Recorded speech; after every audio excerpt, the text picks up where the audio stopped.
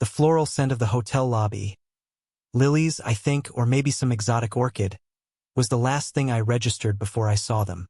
Her auburn hair, usually tied back in a practical knot for her nursing shifts, was loose, cascading down her back. She was laughing, a sound I hadn't heard directed at me in months. The man beside her, tall and slick with a politician's smile, held her hand. They were checking in, whispering, their faces flushed. It was like watching a movie, a particularly cruel one, where I was the unwitting star. My stomach twisted. I hadn't eaten in days, the knot of suspicion tightening with each lie, each late night at the hospital. This was confirmation, a brutal Technicolor confirmation. I wanted to scream, to lash out, to tear their idyllic little bubble to shreds. But I didn't. I had a plan, a meticulously crafted plan, and anger, raw as it was, wouldn't serve me now. I'd seen them together before, fleeting glimpses, a hurried look, a shared laugh across a crowded street, enough to plant the seed of doubt, to start the agonizing process of unraveling 15 years of marriage. I'd hired a private investigator, a gruff ex-cop named Frank, who provided the cold, hard facts, the rendezvous points, the hotel names, the whispered phone calls. He'd even uncovered the lover's identity, Carter, a pharmaceutical representative, all charm and empty promises. But I hadn't come here for a messy public confrontation. I came for something else. I retreated to the shadows, watching them disappear into the elevator, their hands still intertwined. Then I made my move. My first stop was the hotel's security office. A crisp $100 bill smoothed the way for access to the security feed. I needed to know their room number. Once acquired, I went to the front desk, pretending to be a distraught relative. My sister, she's in a bad place. I just need to talk to her. I know she's here with someone. Please, it's a family emergency. Another 100 and I had a key card. The next hour was a blur of controlled fury. I arranged the room meticulously. I placed her phone on the nightstand, open to Carter's contact, his picture smiling back at me. I scattered rose petals, the kind she used to love, on the bed. I placed a bottle of champagne on ice, 2 glasses beside it. Then, the piece de resistance. I set up my laptop on the dresser, angled towards the bed, and started a slideshow.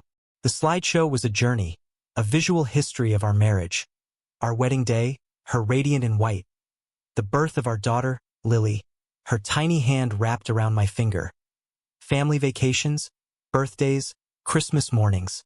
15 years of memories, of love and laughter and shared dreams, all set to a melancholic piano piece. Finally, I left.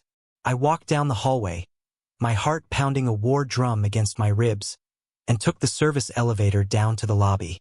I waited.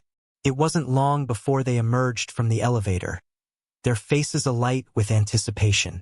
They walked hand in hand toward the front desk, pausing to admire a flower arrangement. That's when she saw her. Standing by the concierge desk, calm and composed, was Lily, our 10-year-old daughter. She held a single red rose, a mirror image of the ones scattered on the hotel bed. My wife's face crumpled. Her hand flew to her mouth, a strangled gasp escaping her lips. The color drained from her cheeks, leaving her ghostly white. She swayed, her eyes wide with horror, before collapsing onto the polished marble floor. Carter, oblivious, stared down at her in confusion. "Audrey, what's wrong?" He looked around the lobby, his eyes finally landing on Lily. His face paled. He knew. He had to know. The lobby was silent, every eye on the unfolding drama. I walked towards them, my footsteps echoing in the sudden quiet. I knelt beside my wife, ignoring Carter's stammered questions. I looked into her eyes, the love I once felt replaced by a cold, hollow ache. "Audrey," I said, my voice low and steady, "I think Lily has something to ask you."